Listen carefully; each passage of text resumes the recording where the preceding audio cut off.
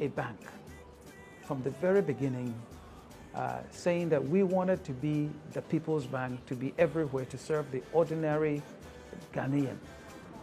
So from the word go, we said we were going to build at least 300 branches and serve at least 1 million customers.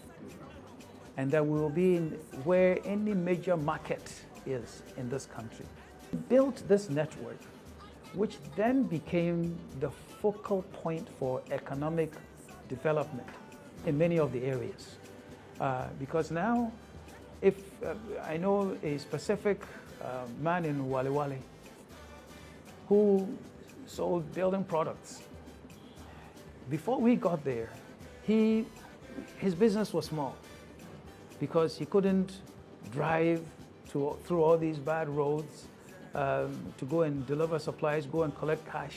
But with our system in place, anyone, whether they're in Sabova or wherever else, will go to a branch, deposit money into his account. Once he verifies it's sitting in Wale Wale, he will then send the supplies to them, and his business was thriving.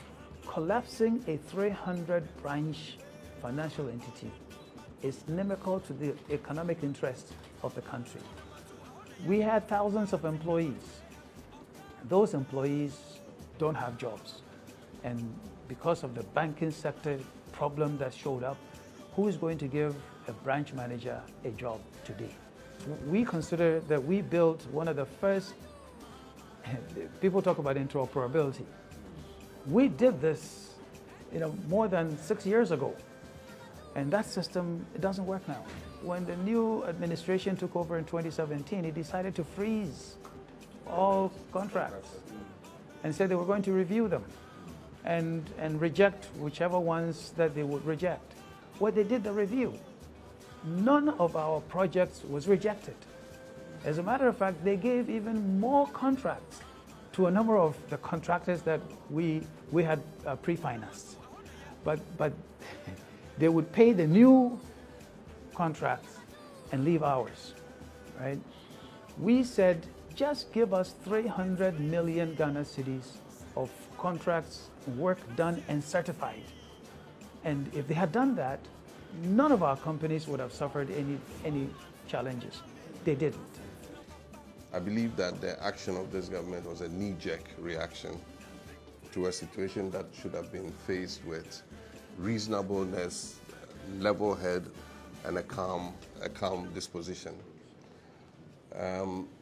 Professor Soludo says that the ownership of capital matters, and that the ethnicity of capital is real, and that every country's financial and banking sector is part of its national security architecture.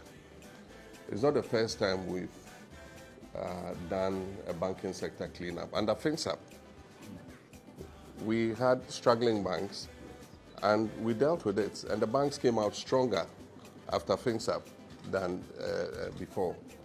I think we are speaking on the same wavelength. I know that there are some legal issues too outstanding, but it's something that we would be looking at before we come into office. And if by the grace of the votes of the Ghanaian people and by the grace of God we do come into office, you can expect that you all get a sympathetic hearing, in trying to unravel, what has unfortunately happened.